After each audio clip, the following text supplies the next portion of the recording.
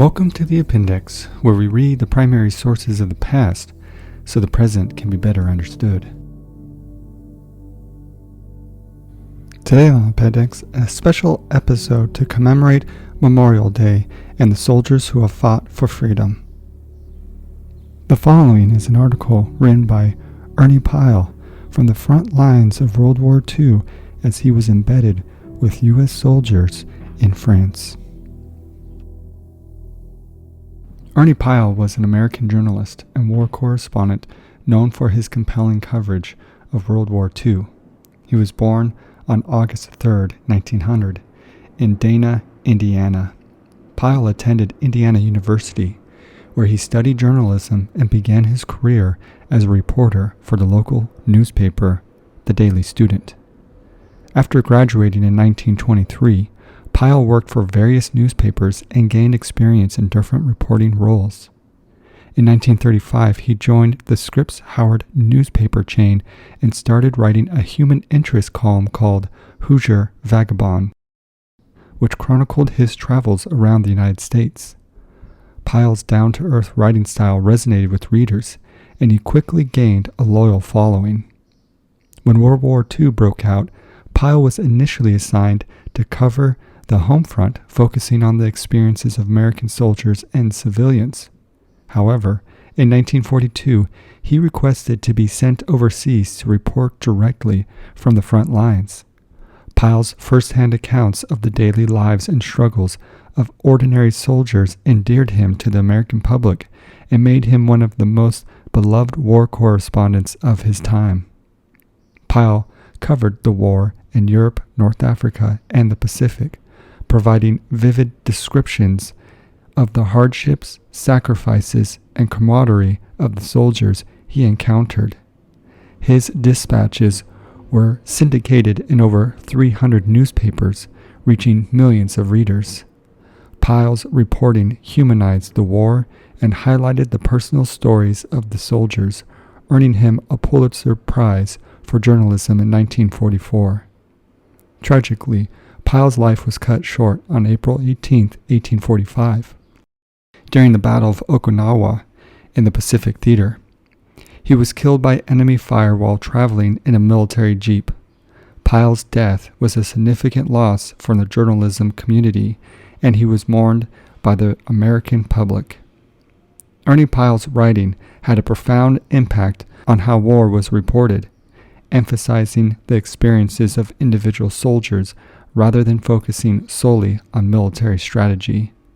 His compassionate and relatable style set a new standard for war correspondence, influencing future generations of journalists.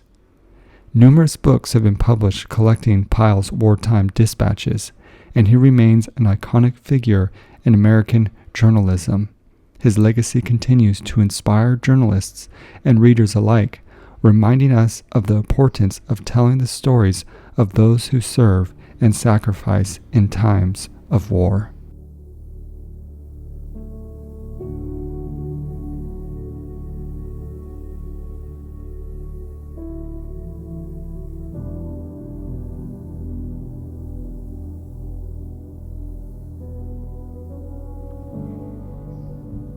In Normandy, by wireless, Lieutenant Orion Shockley came over with a map and explained to us just what his company was going to do.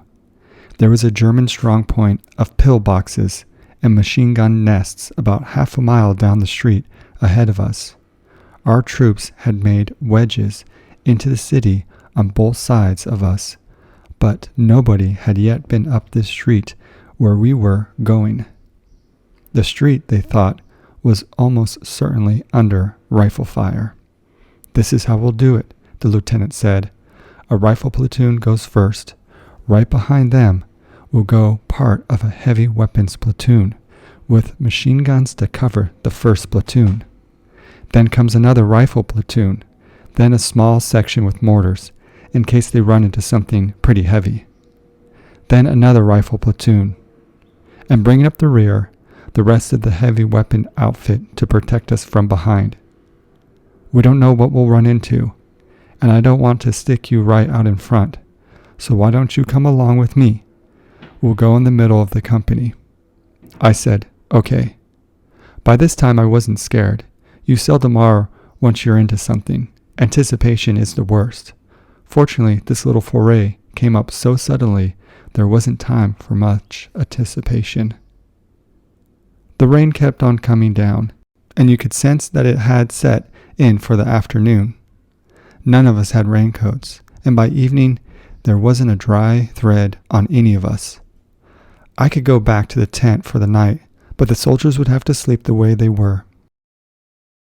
We were just ready to start when all of a sudden bullets came whipping savagely right over our heads. "It's those damn 20 millimeters again," the lieutenant said. "Better hold it up a minute." The soldiers all crouched lower behind the wall.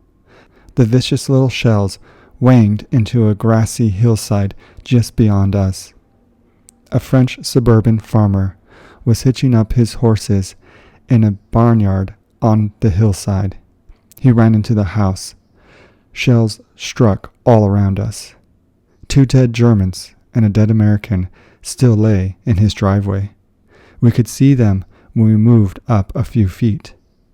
The shells stopped, and finally the order to start was given. As we left the protection of the high wall, we had to cross a little culvert right out in the open and then make a turn in the road. The men went forward one at a time. They crouched and ran ape-like across this dangerous space. Then beyond the culvert, they filtered to either side of the road, stopping and squatting down every now and then to wait a few moments. The lieutenant kept yelling at them as they started. "Spread it out now. Do you want to draw fire on yourselves? Don't bunch up like that. Keep 5 yards apart. Spread it out, damn it." There is an almost irresistible pull to get close to somebody when you are in danger. In spite of themselves, the men would run up close to the fellow ahead of the company. The other lieutenant now called out, "Now you on the right, watch the left side of the street for snipers. And you on the left, watch the right side, cover each other that way." And a first sergeant said to a passing soldier, "Get that grenade out of its case. It won't do you no good in the case. Throw the case away. That's right." Some of the men carried grenades, already fixed in the ends of their rifles. All of them had hand grenades. Some had big Browning automatic rifles. One carried a bazooka. Interspersed in the thin line of men, every now and then, was a medic with his bags of bandages and a Red Cross armband on the left arm. The men didn't talk any. They just went. They weren't heroic figures as they moved forward, one at a time, a few seconds apart. You think of attackers as being savage and bold. These men were hesitant and cautious.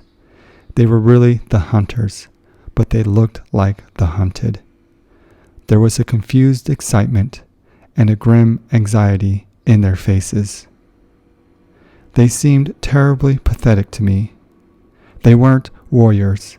They were American boys who, by mere chance of fate, had wound up with guns in their hands, sneaking up a death-laden street in a strange and shattered city in a faraway country in a driving rain. They were afraid, but it was beyond their power to quit. They had no choice. They were good boys. I talked with them all afternoon as we sneaked slowly forward along the mysterious and rubbled street, and I know that they were good boys. And even though they aren't warriors born to kill, they win their battles. That's the point. July 13th, 1944.